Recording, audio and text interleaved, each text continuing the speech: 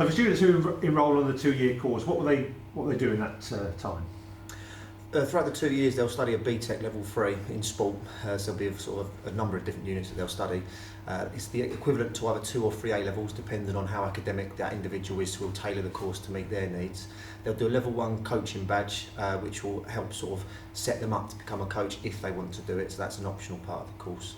Officiating as well, if refereeing decide that they want to go down. So there's a lot to the course. Work experience included. They'll do 2 weeks worth of work experience in their first year. And that puts them, that'll allow them to go and do a work placement in a field that will meet their needs when they leave. So everyone will do something slightly different. Some people might go and do physiotherapy, some people might go into a gym and do personal trainer side of things. And in terms of exit paths, once you've completed the 2 years, is there an option to go to university? Does the course give them that opportunity to do that? Yes, definitely. So the university side of things, this year alone we've had 5 people apply from a group of 22, all 5 individuals have been accepted for every single university they've applied for. So they apply for 5 universities, they've been accepted for each. So it's an exciting time actually. A lot of the boys do think, I won't go to a football academy because we don't get the option to go to university. If anyone's heard that information, they're truly mistaken. A lot of the boys do progress to university and do very, very well.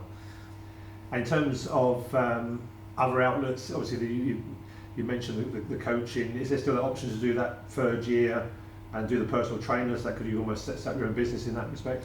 Yep. So a lot of the boys want to live. I mean, first and foremost, everyone wants to leave to become a professional footballer. Obviously, so we try to set them up for that. But we do reinforce the fact that to become a professional footballer is difficult. The percentage is low, so you must have a plan B. So a lot of the boys go and do coaching. They'll go and do their level 1 coaching badge with us. Sometimes boys progress to level 2. We offer them coaching on Wednesday, Saturday mornings. There's other coaching companies and partners that we can send them to get their work experience through on a weekly basis, so not just on a work experience week. And it leads on there for further employment, really.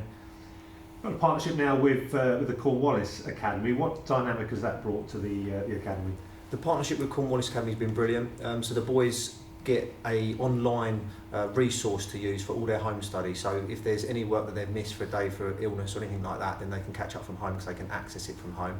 They get all their work can be submitted online, feedback's given online, so it's given us a real good online platform to use, which is brilliant, as well as the fact that the boys can study A levels there as well. So if there's a chosen A level that they want to do in particular that we can't offer, there is an option to do that as well, and still have access to play for the club for Maidstone United on a Wednesday in the National League. You've been here since the Gallagher Stadium opened in 2012. Yeah. Just, if a student is mulling over where to go next, why should they come here? And obviously we know the facilities are excellent. The fact that all the learning is done here, the training is done here, the playing is done here.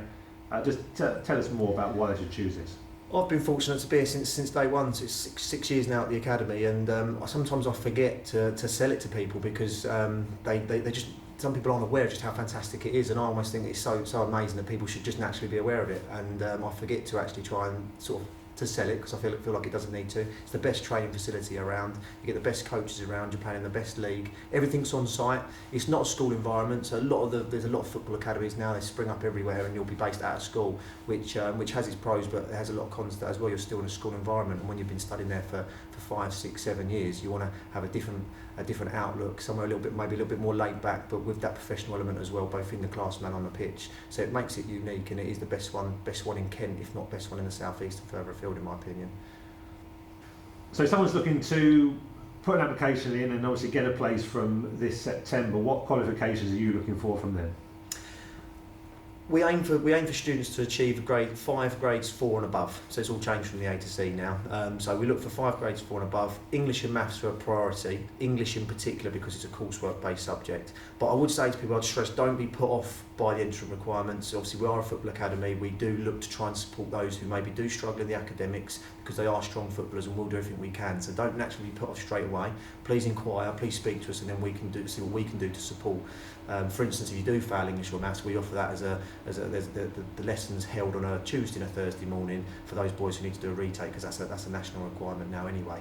So we will support regardless of their entry requirements, but 5 grades 4 or higher is a brilliant start.